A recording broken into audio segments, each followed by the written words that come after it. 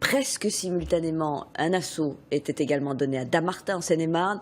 Là, ce sont les hommes du GIGN qui ont essuyé d'abord le feu des frères Kouachi avant de les abattre. Et cela après 2 jours de cavale. Un homme d'abord considéré comme otage s'était en fait caché des 2 assaillants. Fabien Chadeau revient sur le siège de l'imprimerie et le dénouement. Une forte explosion. Des tirs nourris. L'assaut n'aura duré que 3 minutes. 3 longues minutes qui ont été fatales aux frères Kouachi. L'épilogue d'une longue traque. Vers 8 h hier matin, après avoir volé une Peugeot 206, les terroristes sont repérés par les gendarmes à proximité de Dammartin en Goële, à 40 km au nord-est de Paris. Une course-poursuite s'engage. Les 2 frères s'arrêtent sur le parking de cette imprimerie de la zone industrielle. À 7 h matinale, seul le gérant et son graphiste Lilian, 27 ans, sont sur place. Le dirigeant va à leur rencontre. J'ai vu donc une Kalachnikov et une arme un lance-roquette. Et là, j'ai compris tout de suite. Enfin, j'ai cru d'abord être dans un film. Donc, je me suis retourné, j'ai marché calmement. J'ai été voir Lilian, je lui ai dit de se cacher en croyant faire bien, et en fait je les ai entendus monter l'escalier, donc comme je pouvais pas moi me cacher non plus, j'ai été vers eux, et c'est là que je me suis dit que de toute façon voilà.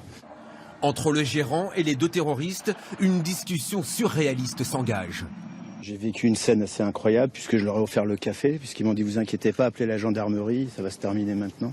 Ils n'ont jamais été agressifs vis-à-vis de moi. Très vite, une patrouille de gendarmerie s'approche du bâtiment. Sans hésiter, les frères Kouachi ouvrent le feu. Un gendarme réplique et touche l'un d'eux au cou. Il est rentré dans mon bureau et il saignait. Et je lui ai dit, si vous voulez, je peux vous soigner. Le petit frère m'a dit oui, il s'est assis et je l'ai soigné. À ce moment-là, le plus vieux était un peu groggy et le plus jeune a dit allez-y. Et là, je me suis retourné, j'ai marché et je me suis dit est-ce que je dis qu'il y a Lilian ou pas? Et c'est là que je suis descendu, je suis sorti et j'ai prévenu qu'il était là. Après, c'est là que c'est devenu difficile pour moi. Parce qu'ils ne savaient pas que Lilian, ils m'ont demandé 3 fois si j'étais tout seul. J'ai dit à chaque fois oui pour pas les. Voilà. Donc, voilà. Après, ça a été difficile pour moi tout le reste de la journée par rapport à ça. J'ai été soulagé quand on a appris qu'il était effectivement toujours caché. Enfin, j'ai été soulagé. Parce que je m'en serais voulu quand même toute ma vie. Pendant toute la durée du siège, les frères Kouachi ignoreront la présence du graphiste. Ce dernier communique par SMS avec les hommes du GIGN. Ils connaissent ainsi sa position exacte dans les locaux. Ils peuvent le rassurer et lui donner la conduite à tenir pour le plan d'assaut.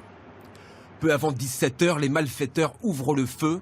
Les forces de l'ordre répliquent, d'abord avec des grenades, puis des rafales d'armes automatiques. Simultanément, grâce à ce véhicule équipé d'une plateforme, les hommes du GIGN libèrent le jeune graphiste. L'assaut aura duré quelques minutes. Les frères Kouachi sont tués sur le coup. Les gendarmes effectuent les relevés et les constatations d'usage nécessaires à l'enquête. Sur la façade de l'imprimerie, les dégâts sont considérables. Au total, 150 membres du GIGN ont été mobilisés pour cette opération.